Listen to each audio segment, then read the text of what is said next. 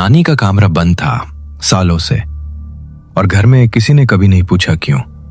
जैसे सब जानते थे, जैसे सब एक खामोश समझौते पर थे, जैसे उस दरवाजे के पीछे कुछ ऐसा था जो सीधी नजर से देखने की हिम्मत किसी में नहीं थी। और जब मैंने पहली बार वो दरवाजा खोला तो समझ आया कि वो खामोशी क्यों थी। नानी 3 साल पहले गुजरी थी। उनका कमरा वैसे का वैसा था, उनका बिस्तर, उनकी तस्बीह, उनकी पुरानी अलमारी, सब कुछ वहीं था। लेकिन घर में किसी ने कभी उस कमरे का दरवाजा नहीं खोला। अम्मी कहती थी, वहां मत जाओ। और मैं समझता था कि वो गम की वजह से कह रही हैं, कि नानी की यादें तकलीफ देती हैं। लेकिन एक रात जब मैं पानी लेने उठा तो उस बंद दरवाजे के नीचे से रोशनी आ रही थी और अंदर किसी के चलने की आवाज थी। मैंने दरवाजा खोला धीरे धीरे। अंदर अंधेरा अंधेरा अंधेरा अंधेरा अंधेरा था। वो रोशनी जो बाहर से दिख रही थी वो अंदर नहीं थी।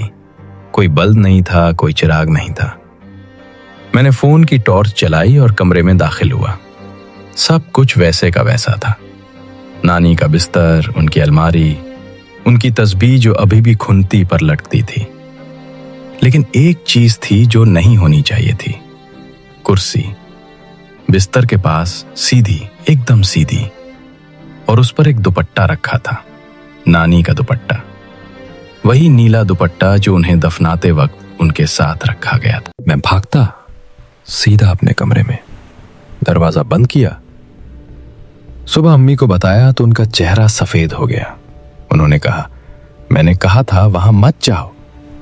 और बस, कोई वजह नहीं, कोई बात नहीं। लेकिन अब मैंने नोटिस करना शुरू किया। रोज सुबह नानी की तस्बीह की जगह बदली होती थी, कभी अलमारी पर, कभी बिस्तर पर।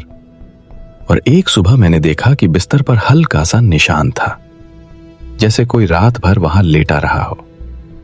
और कमरे में से नानी के इत्तार की खुशबू आती थी, वही खुशबू जो उनके जाने के बाद कभी महसूस नहीं हुई। एक रात मैंने हिम्मत की, सीधा उस कमरे में गया, दरवाजा खुला छोड़ा, अंदर गया, कुर्सी के सामने खड़ा हुआ और कहा, नानी, अगर आप हैं तो कोई निशान दो। और कमरे में कुछ नहीं हुआ, खामोशी। मैं वापस मुड़ने लगा तो अचानक तस्बीह खुद ब खुद हिलने लगी, धीरे धीरे, जैसे कोई हाथ फेर रहा हो। और मैं ठहर गया। और फिर एक आवाज आई, बिल्कुल धीमी, बिल्कुल नानी की आवाज में, बेटा जाओ, यहां मत रहो। और मैंने पूछा, नानी आप क्यों नहीं गई?